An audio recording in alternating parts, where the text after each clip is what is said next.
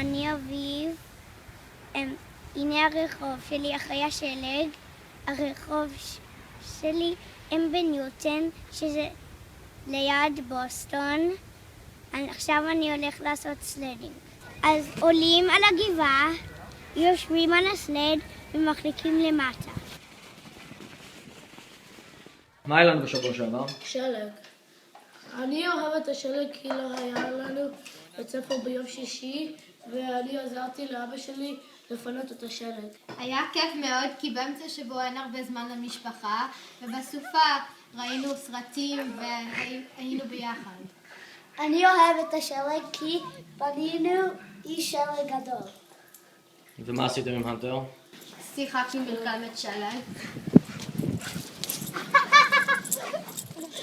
It's been negative 20 degrees Celsius lately.